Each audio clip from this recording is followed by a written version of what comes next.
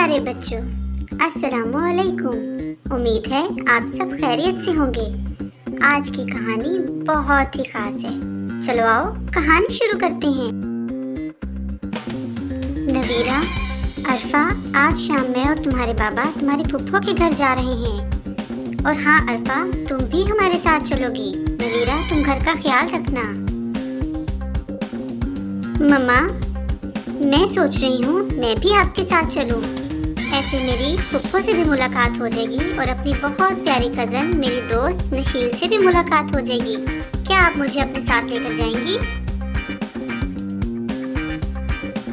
मामा और बाबा नवीरा और अरफा दोनों को ही अपने साथ ले गए। दोनों बहुत खुश थी।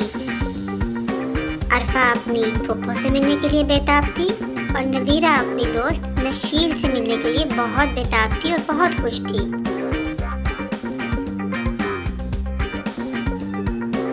अरे फुफ्फो, देखिए तो सही, आज आपके घर कौन आया है। आप यकीनन बहुत खुश होंगी कि आपकी भतीजी आपसे मिलने आई है।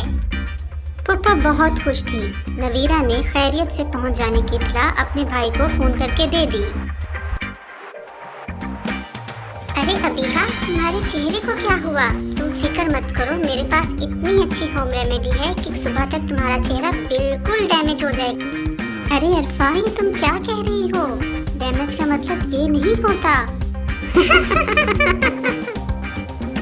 नशील और नवीरा घूमने के लिए पार्क गई। नवीरा ने बहुत सारी सेल्फीज ली अपनी दोस्त के साथ। अरफा, मैंने सुना है तुम स्किन डैमेज करने का फॉर्मूला जानती हो। क्या तुम वो मुझे बता सकती हो? ये तो बहुत अच्छा हुआ कि छोटी फुफ्फो भी बच्चियों से मिलने आ गई, क्योंकि हम कल सुबह वापसी के लिए रवाना हो रहे हैं और यहाँ पर सब लोग बहुत मौज मस्ती कर रहे हैं।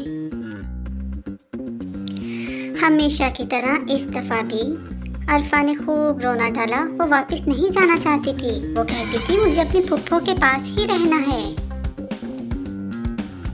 जैसे तैसे करके नवीरा ने अरफा को गाड़ी में बिठा तो लिया, लेकिन सारे रास्ते वो जिद करती हुई गई। वो रोती हुई गई कि उसे वहीं पे रहना था। उसे फुफ्फो के घर रहना अच्छा लगता है। वो अब से फुफ्फो की ही बेटी है और आपके साथ नहीं जाना चाहती। पापा, क्या आपको पता है कि दाऊद भाई ने मेरा कितना मजाक बनाया और कहा कि तुम स्किन डैमेज करने वाला फॉर्मूला जानती हो? अरफा बेटा, इस मजाक को अपनी कमजोरी मत बनाओ, बल्कि इसको ताकत बना के आज से ही तैयार करो और खूब मेहनत करके अच्छी स्किन डॉक्टर बन जाओ। और अरफा को ये बात समझ आ गई। उसने खूब दिल लगा के मेहनत करना शुरू की और हर क्लास में अव्वल आना शुरू किया, क्योंकि वो एक बहुत अच्छी स्किन स्पेशलिस्ट बनना चाहती थी और उसके लिए मेहनत बहुत ज़रूरी थी। और आज अरफा इस शहर की बेहद मशहूर डर्मेटोलॉजिस्ट है। अरफा ने अपनी मेहनत से, कामयाबी से ये बात साबित करके दिखाई कि आप जिस चीज़ के लिए भी कोशिश करो वो आपको ज़रूर मिलकर रहती है।